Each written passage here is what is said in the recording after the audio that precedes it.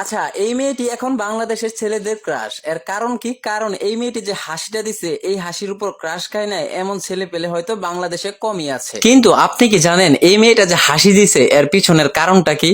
বাংলাদেশের সাথে 60টা গোল খাওয়ার পরও এই মেয়েটি যে হাসিটা দিছে, এই হাসি দেখার পর আপনার কি মনে হয়? এটা কি বাংলাদেশের ছেলেদের ক্রাশের জন্য হাসিটা দিছে? আরে ভাই না, এটা কারণই না। কারণ হচ্ছে এই মেয়েটা কোনোভাবে বুঝতে পারছে বাংলাদেশের 7 আপ বলে একটা প্রচলিত আছে, যেটা ব্রাজিল ফ্যানদের খেপানো হয়। আর এই যে 60টা গোল ইতিমধ্যে বাংলাদেশ ওদেরকে দিছে, আর এইটা নিয়ে কালকে যে বাংলাদেশের আর্জেন্টিনা ভক্তরা ব্রাজিলের ভক্তদের ট্রল করবে, আর এইটা যে একটা মারাত্মক হবে সোশ্যাল মিডিয়ায়, আর এইটা এই মেয়েটি কোনোভাবে জেনে ফেলছে, যার কারণে এই মেয়েটা এই হাসিটা দিছে। এখন এই মেয়েটি কোনোভাবে বুঝতে পারে নাই ওর হাসির জন্য যে কালকে আর্জেন্টিনা ভক্তরা 7 আপ বইলা ব্রাজিল ভক্তদের খেপানো বাদ দিয়া ওর হাসির উপর যে বাংলাদেশের ছেলেফেলেরা ক্রাশ খায় বসবো, এইটাই মেয়েটা বুঝতে পারে নাই। যদি বুঝতে পারতো তাহলে এই হাসিটা ভুলেও দিত না।